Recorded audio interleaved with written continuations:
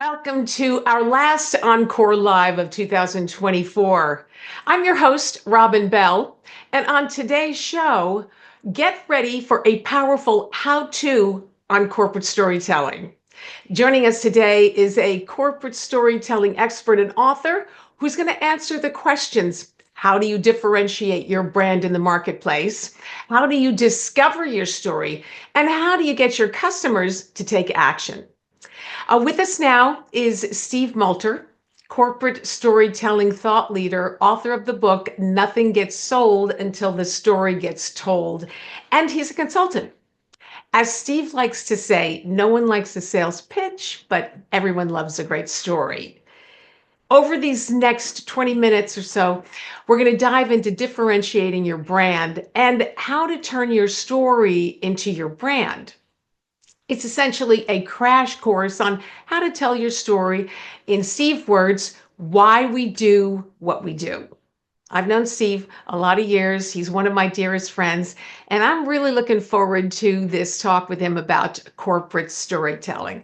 So with that, welcome to Encore Live, Steve. What a beautiful introduction. Thank you, my dear friend. I do appreciate it. Great to be with you. Great to be with everybody here on the broadcast. Yeah, this should be a lot of fun. So why don't we begin with a brief introduction of your background? All right, we're going to keep this very brief because one of the things we'll talk about is, frankly, nobody cares about our background. They care about their own bottom line and how they run their own business and how we create value for others. But very simply, I came from a theater background up until I was about 30, and then made an accidental leap into what was known at the time during the dot-com era of the late 90s as theater-based corporate storytelling. And corporate storytelling goes under a very large banner. But the idea was we accidentally stumbled into becoming corporate spokespeople. You were the exact same as I was. We both came from that background. But what that meant was we started speaking on behalf of corporations, helping them to deliver their story out to their markets, to their customers, to their partners, to their analysts. And then bit by bit, I grew that business from about 1996, 97 up until today, adding another a level, a group of different services along that, which went to coaching and training and writing and communication capabilities and broadcasting and moderation. And we find ourselves here today talking to each other on this call. I love it, every bit of it. So let's dive into this a little bit, okay? So what is corporate storytelling and why does it matter? All right, so corporate storytelling is a fundamental, as you can see up here on this screen. It started with John Deere back in the late 1890s, long after the founder, after John Deere himself had passed away, and his son was running the organization. But it was this concept of connecting a brand, connecting a company to the buyer, to the customer market by blending the details of an argument or of a subject matter, or in this case, a product that Deere was selling, with personal experiences, with some sort of a story that would connect with the buyer on a deeper level other than just, here's my product, I want you to buy my product. So the fundamental, the balance is how do we create that 50-50 between information and inspiration? So if we go back to our lessons potentially in high school or at university, you might have heard about logos and pathos. Logos being information-based, pathos being emotion or some sort of a deeper personal storytelling. And the idea is if you can balance logos and pathos, you create a story around your product, around your brand, in a way that simply utilizing the logos is not going to work. Information on its own bores your audience. That's all they're bombarded with day after day is loads of information. Data, statistics, metrics, KPIs about the quality of the product or how great the product is and why you should buy my product. And customers tune out because they're hit with 10,000 of those on average every single day. It's by incorporating that pathos, that emotion story or that corporate story into your pitch, into your sale, into your marketing that creates core differentiation and sets your brand apart. One without the other doesn't work. Information alone fails. Inspiration alone, there's nothing for them to grasp onto. Put the two of those things together, and you've got a winning pitch. Sure do. Information overload. We're all familiar with that, aren't we? You bet. Let's make it a little bit more touchy-feely, if you will. So so how do you start to build a story? So say you've always thought of your product as your story. How would you develop your story? It is such a good question, Robin. The issue that we face is that customers in general are saturated by a very, very deep market with loads and loads of options, which we would think from a purely capitalist standpoint means that with all of these choices, we are in the power seat as buyers. So if we think about who our customers are, who is looking to our product, we think that a very populated competitive marketplace is a net gain for us because it creates more competition and therefore elevates our game. And at the same time, for the customer, allows them to have a lot of choice. The reality is that most customers are confused by masses of choice. If you've ever stepped into a cheesecake factory and you open that 39-page menu and you're thinking, I'm hungry, what the heck am I supposed to choose? I don't even know which section to go with, let alone which thing from within each section. Then the next day you go into a restaurant and there are 8 items on the menu. And most diners feel empowered by that. Thank heavens. I've got fewer things to choose from. I'm going to pick out exactly what I want. I go to it. I make my decision on I go. If I'm at Cheesecake Factory 4 hours later, I'm still looking at that menu. The same thing works within our competitive marketplace. So if we know that customers are confused, and we know that customers are being told that every option they have on the market, including yours, everybody who is listening in on this broadcast, is the best. The best confuses the marketplace. And they end up simply going to the mattresses. They buy what they're already used to. So if we look at this slide that's up on the screen, this is one of my favorite examples. Let's say that I'm a BMW man. I've owned a couple of BMWs in my life. My dad had BMWs. My grandfather had BMWs. I know the brand. I'm comfortable with it. Is it a perfect car? No. Does it cost me a lot of money in repairs after 50,000 miles? Yeah, you better believe it does. But I know BMWs. So the devil you know, or I really genuinely think it is the best car. But I'm in the market for a new vehicle and I want to check out the competition. So I go and I drive. As you can see up here, I drive the Mercedes, the equal trim line Audi, the Infiniti, the Volvo, and every dealership that I go to and everything that I research tells me why their brand is the best in the market. And they have the data to prove why they're the best. They have the numbers. They have how fast it is off the line. They have the torque of the engine. They have the expansiveness of the exhaust system.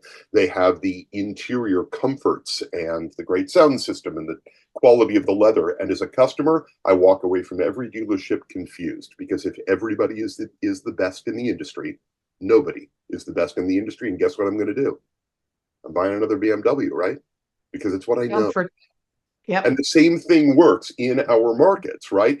As we look at what Avery Dennison is doing, or resellers of Avery Dennison, it's exactly the same. If we simply talk about why we are better than everybody else, the customer gets confused and it's much harder to win market share. Creating differentiation is based as much on story as it is on metric. Yeah, and so the experience is what has to be part of selling it. You've talked about Apple and how they do things, and they Yeah. create experience. So that was really great. I've read your book. I've got it dog-eared, and I've got just let me show you all the little. It's very colorful, Been Robin. through the book a lot, and you didn't even make me do that, Steve. I did that on my own. Yeah, but I So know where you live, so that has to count for yeah, something. that's right. All right, I've read the book, and in the book you talk about value, passion, and connection. Why don't you talk about that? All right, perfect. So everything that I just talked about within that example, utilizing the cars, the question that comes to everybody's mind is, okay, but how? How do I create that differentiation? Because as you clearly and correctly said a few minutes ago, frequently our product is our story. That is the way we think about our brand.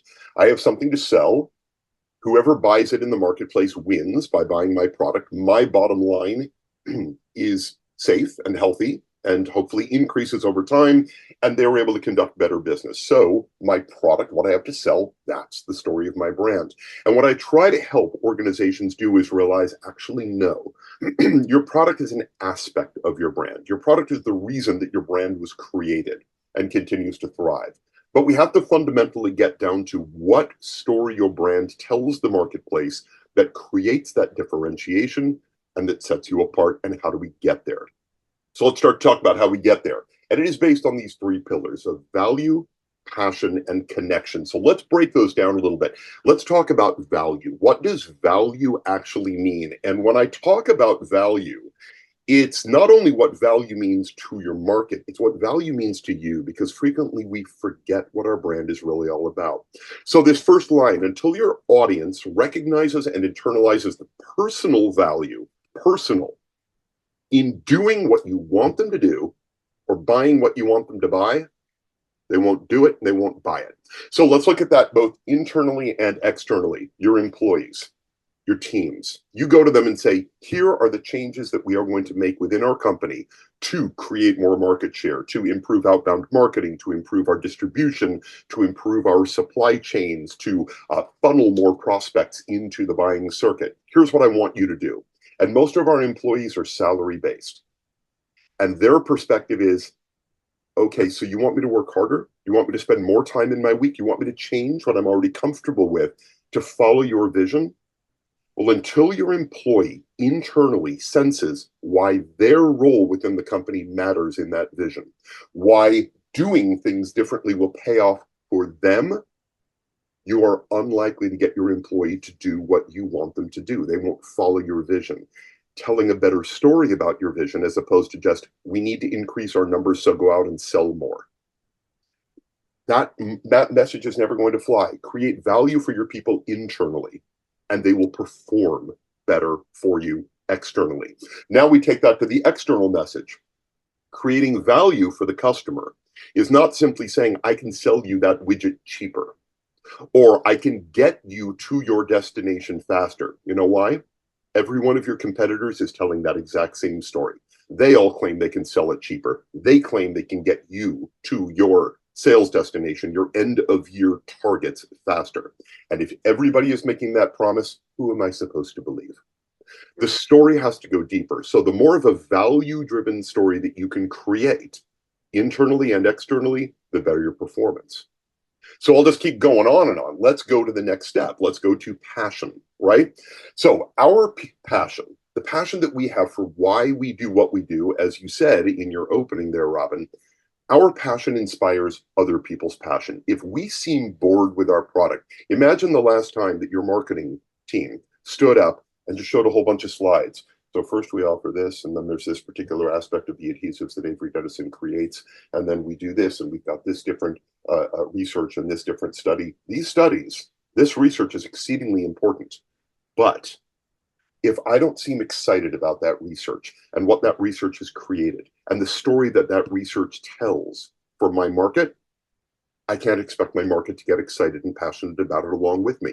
We have to be passionate first. So if you are not genuinely invested in why you do what you do, in the story that you're going to share with your market, your audience will be able to tell. They're incredibly smart and they can sense it from you. We tell our story the minute we get in front of somebody. So when we talk about audience, an audience can be one person we're sitting across a table from, one prospect, a leader, somebody who is on our team with us, a colleague. An audience can be 10,000 people that we're sending out a marketing message to. It can be 1 million people. Audience is simply somebody who is listening to what we have to say. They have to sense our passion before they will share their passion for our product or for our brand. And then the third piece, connection. Creating a connection is about establishing trust. We do not establish trust by telling people the data and the details about our product, by running through a list of numbers or a list of proof sales points or KPIs. That will never earn trust on its own. Does it tell about how great our product is or our service? Absolutely. But remember, logos pathos. Included with that information about our product, we have to create trust and alignment and clarity for the audience that we're speaking with that says, not only do we offer this phenomenal product, but here is how it's going to change your world for the better. Here is how it's going to alter your paradigm. It's going to shift the way you do business. It's going to shift the nature of your sales funnel. It's going to increase the connection that you are able to create with your brand to the buyer, so that not only do you offer them a product that backs up what you have to say, it also creates differentiation in the marketplace. You mentioned Apple a few minutes ago. I won't go into a long diatribe. I could do an entire book just on how Apple creates differentiation in a crowded tech marketplace, even though we know statistically they do not necessarily have the best technological product, but they create the greatest connection. They tell the best story. And without connection, I promise you, a buyer is either a one-time or one-term contract, because somebody else is out there looking to tell them a better story. And if you want to reduce that churn, your best way to do it, increase that heart connection of your brand to the customer along with offering them a better product. That's my long diatribe on the 3 pillars. I promise I will not do any long speaking to that length of anything else, but it's core to what we're talking about here. Why should I stop you now? But you're right. Apple does, they reach people through, the heart. They reach people through experience, and they do it with great simplicity. Um, I wanted to talk to you a little bit about providing value first and providing value always. If you would you touch on that? Good. I'm going to keep this very simple because, again, clarity counts, simplicity counts when we're creating a message. We said before that until somebody knows why they should pay attention to you, they won't. So your trick is, how do you create value as early as possible in any engagement? So think about an engagement in terms of a one-on-one between you and your customer, even if they're a long-term customer, or you and a vast marketplace from a broad marketing perspective. Your audience doesn't care about your brand, your awards, your accolades, your market share, your excellence. Those are all things that you tell yourself to build yourself up. But when we tell them to a marketplace, they tune out. Because why? With them, right? We talk about it all the time. What's in it for me? I don't care how great you say you are. I don't care about what awards you've won. I don't care how much other people love you. What can you do for me right now? Think about reviving your strategy to be less about how great a company you are, how great a product you provide, and more about what can I do for you? Because that's where we prove value. So this acronym, PVFPVA, prove value first, prove value always. And fundamentally, we start by talking about them instead of talking about ourselves. In every engagement, how can you begin by telling your client's story over your own? Because if you can find a way to align your client's story with your story, now you're on the same page. You develop trust and credibility. So prove value first. Open with value. And then we are humans. We have very short attention spans. It's the truth. I think the average attention span is between 8 and 20 seconds, which means we can lose people like that. And we don't want to do it. You can see it when you're talking to a crowd and they start to do something like this. And you're thinking, oh, geez, I've lost them. We don't want to do that. So we prove value always, which means every time we give a new bit of information, we create a tie back to the opening value proposition. So I dump a new piece of data or information, or I walk you through a process. And as soon as it's done, I say, remember at the beginning how I promised that by the end of our interaction, you would now know exactly how to do A, B, and C. Well, guess what? I just showed you exactly how to do A. You now have that power in your pocket. So when you walk away, you can start doing it right now, or you know how to get to that power. Now let me show you the next piece of information. And you do the same thing. Call back to the opening value proposition. That's the prove value always part. So PVF, PVA, prove value first at the start of the engagement. Prove value always by calling back to that value proposition over and over and over. Repetition, it's a strength move. That is a strength move. So you've said if you go straight for the sale, there's nothing for the human to connect to. So how important is that human connection, and what can you give your customers that connects them? All right, so this is one of my favorite things, and I talk about this a lot, is it says down at the bottom, 3 levels of information processing psychology. The other way we can think about this, we're getting a little scientific now, is the flow of what's called content hierarchy. How do we hear information, and how do we care about what we hear? So think about this in terms of your sales message or your marketing strategic message. You want to create a level of consistency internally and externally across all of your business units, across everything that creates revenue for your organization. And we hear things on this level. We hear them as humans first, consumers second, employees third. And I'll make this one pretty sharp.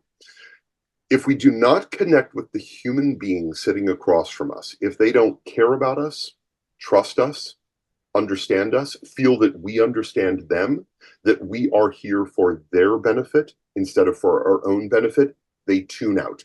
Which means if we go straight to the pitch, straight to the sale, straight to the data, we've already lost that particular customer. We have not earned their engagement.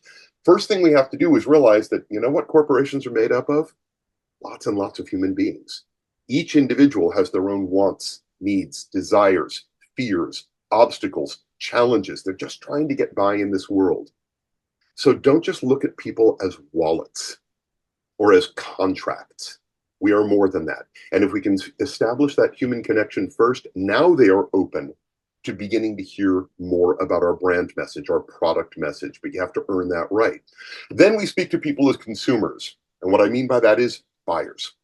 Every one of us is a consumer. We all shop for groceries. We all go to buy a car, a BMW, or some other type of car, and we all decide where we're going to spend our money on travel or on special experiences or on our mortgage and where we want to live, but we're all buyers. We're all consumers. We can also be consumers, in addition to financially, with our time or with our energy. How do I get you to buy into our experience with one another? How can I get you to invest in what I'm here to share with you? First, I have to earn your human trust, and then I have to prove to you why investing your time and energy in me and what I have to say to you matters. If I can earn that level, then I can speak to you as an employee of your organization and hopefully get you to buy what I have to sell. Most companies, most marketing strategies, most sales strategies flip this upside down. They speak to the employee first, the consumer second, and they forget about the human being altogether. They just want the money. They want to get to the bottom line. And I'm telling you, your customer, your marketplace can smell that a mile off. It's money grubbing. You're hungry. And none of us wants to be pitched. We all look for more than simply a pitch. And that's where a good story can make a difference. A good story speaks to the human first, consumer second, employee third. So think about your outbound and internal strategy right now and ask, am I doing that or am I doing it the other way around?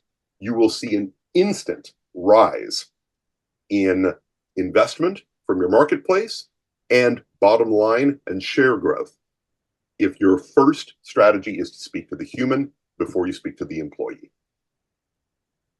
You know, there's a lot more we could talk about here, but we are very limited on time. So why don't we close with how to give a call to action? How do you get your customers to take action? All right, so there are a number of different ways that we can get the customer to take action. First of all, investment. Investment, investment, investment. And you know whether or not your customers are genuinely invested in you as a brand, or if they're simply looking around for the cheapest way to purchase a product.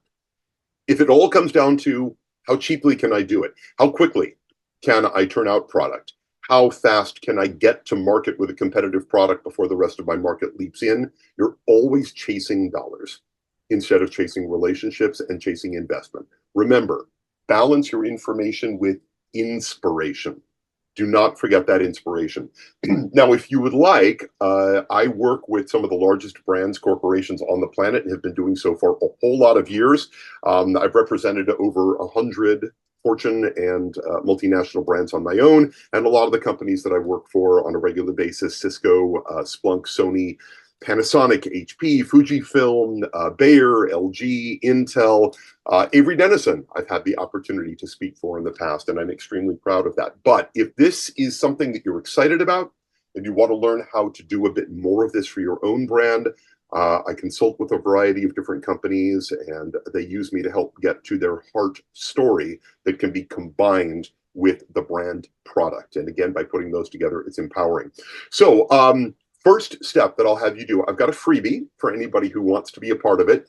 You can see it up here on the screen. If you go to corporatestorytelling.com/guide, you can then put in this code, sold, told 23, all one word, Sold Told 23, and you can download my 5 Paths to Passionate Storytelling e-guide. It's a great first step in helping to get you to speaking better about your brand, to communicating more powerfully about your brand. So start with that. And then if you want to talk about anything more, you can get to me through corporatestorytelling.com or stevemulter.com. And I would love to talk with you and support you and help you out more. And then buy the book. I'm good. Okay. Yes. Well, let's about the book. So thank you, Avery Dennison. We are going to give away 5 signed copies of the book. There's a Yay! lot of wealth in there. Nothing gets sold till the story gets told. So for more information, Steve's just given you all of that wealth of stuff, but stevemulter.com, you can get more information that way. Thank you, Steve. This was great. Appreciate the time. We want to thank all of you for joining us. From all of us at OnCore Live, have a very happy holiday season and a happy, successful new year. We'll see you next year.